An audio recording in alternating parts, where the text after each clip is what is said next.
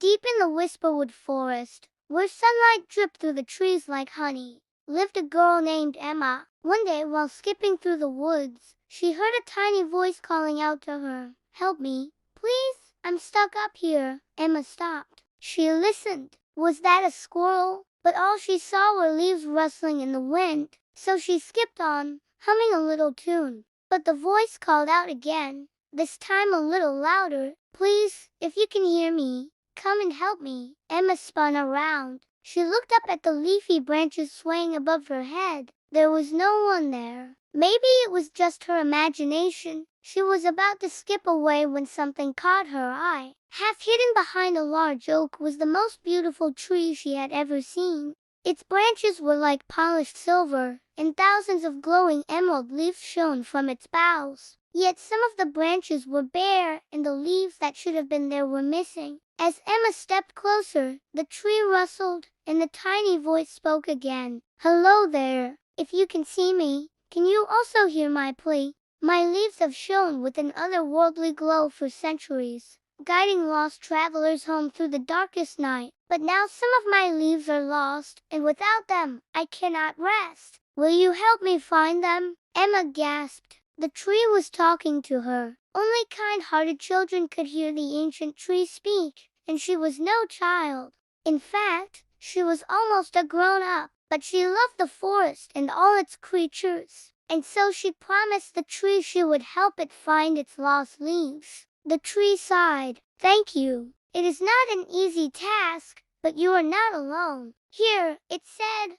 dropping a glowing leaf into her hand. "Take this with you. It will light your way and lead you to those who can help you." And so saying, Emma set off deeper into the Whisperwood, following the winding path until she came upon a small cottage hidden among the trees. Smoke curled from its chimney, and the sound of rushing water could be heard nearby. Just then, a little blue butterfly with shimmering wings fluttered past and landed on her shoulder. "Greetings," it said. "I am Luna. Will you help me find my friend Fidget?" Emma stroked Luna's wings gently. "Of course I will," she whispered, and Luna led her deeper into the woods. Soon they came to a babbling brook, and on the other side, hidden in the long grass, was a tiny house no bigger than a teacup. Beside it sat a little squirrel with a torn wing, looking very sad. "Are you Fidget?" asked Emma. The squirrel nodded sadly. "I fell out of my nest and now I can't fly," he said, his voice cracking. "Without my wings, how can I ever get back home?" Emma smiled. She took Luna in her hand, and together they flew across the brook and into the little house. There was just enough room inside for the two of them, and Emma made a soft bed for Fidget on a cushion. Then she placed a few nuts beside him. "This is for you," she said.